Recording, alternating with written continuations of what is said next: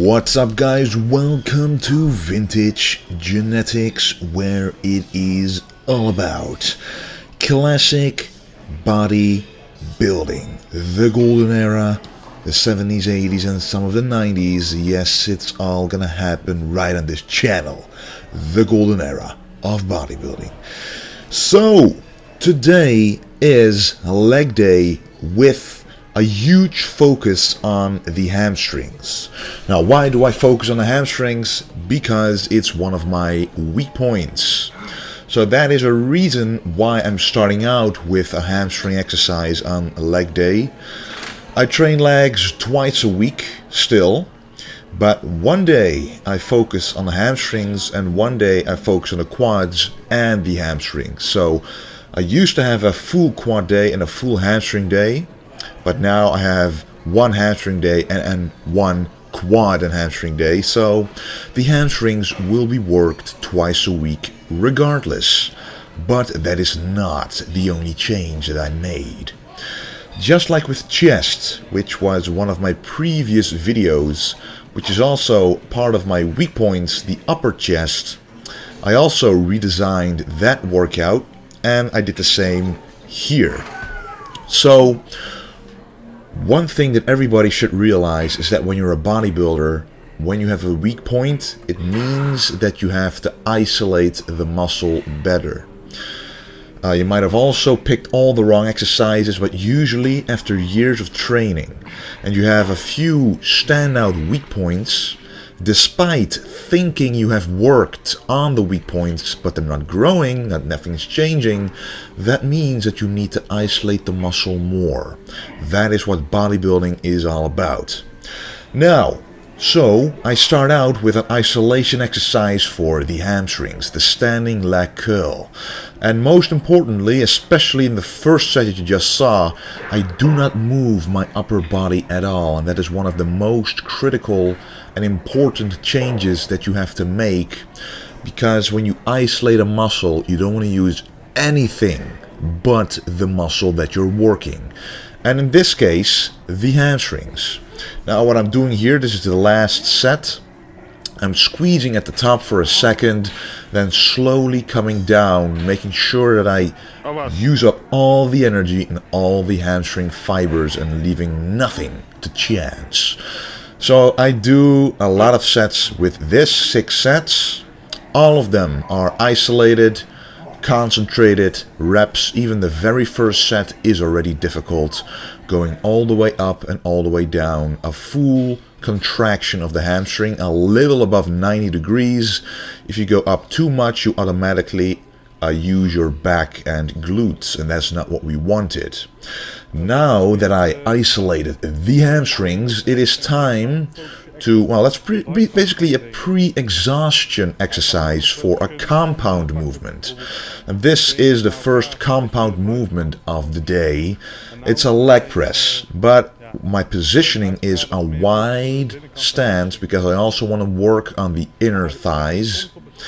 And because I pre-exhausted the hamstrings will give out before the quads do.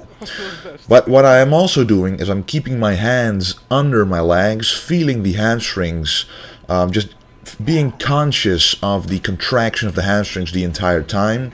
And I could feel them being flexed the entire time, so I know that my positioning on the pad is correct. For some people, you might want to go a little higher, because the higher you stand on the pad of the leg press, the higher you put your feet, the more stress will be put on your hamstrings. Just always imagine the extreme when you don't know where you have to put your feet. When you put them very, very low, it kind of turns into a leg extension, you know, in your mind, even though it's impossible. And when you put your feet very high, it kind of turns into a leg curl. So that is what you have to do. That's how you do it.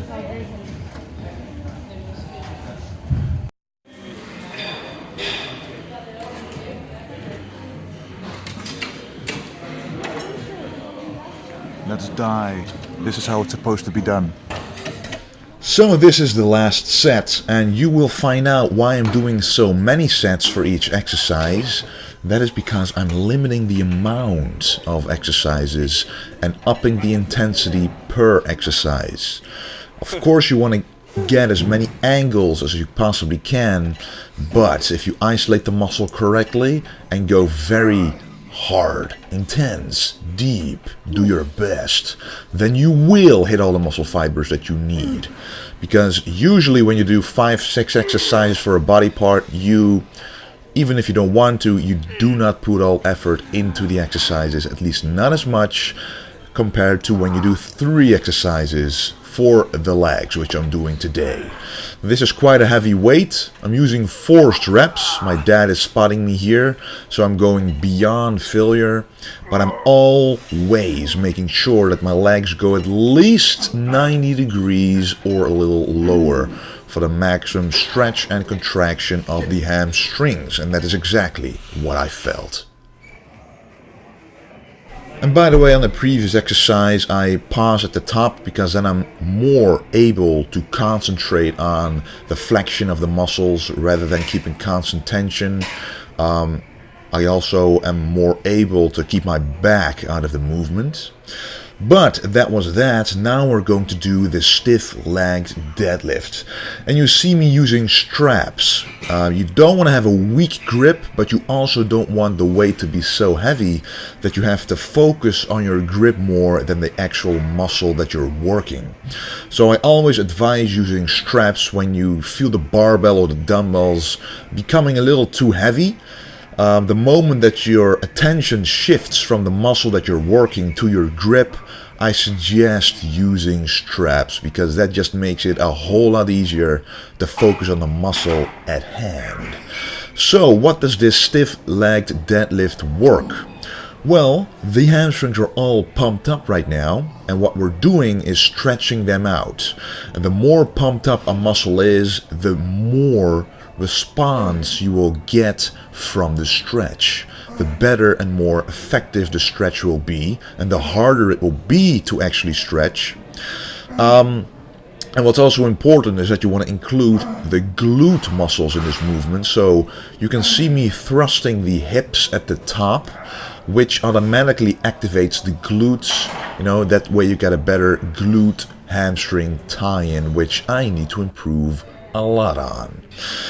And those were the 3 leg exercises. I went intense. Every single set felt heavy.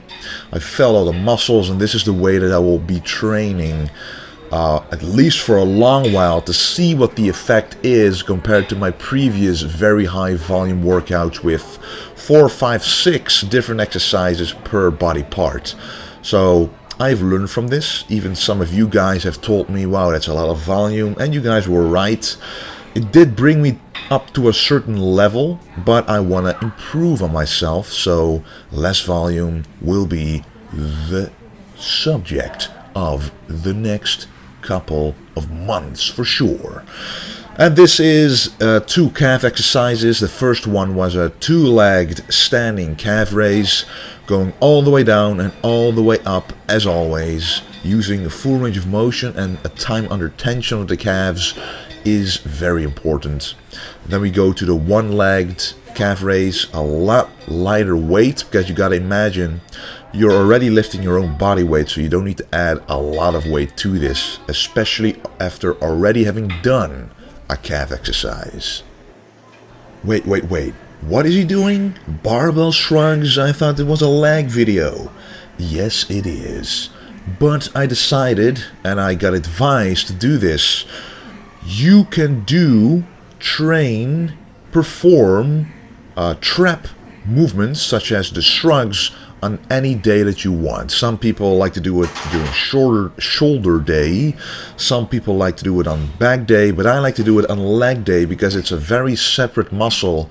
And I'm also doing quite a lot of sets on this one. 7 sets, going heavy, full range of motion, making sure that I stretch the traps at the bottom, which is very important, because this is also one of my weak points, and I'll be doing 1 exercise for the traps, usually shrugs, 3 times a week for at least 7 sets, going very heavy.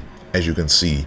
But I'll be talking about this in a new video talking about the workout split. But this was the video of the day. I hope you enjoyed it, and thank you for watching, and do not forget to stay golden. Oh, this is the end result, as you can see. Let me take a spoon. The sides are a little, okay, the sides are a little tough, as you can see, but the middle is nice and gooey. And that's what I like. This cake is delicious.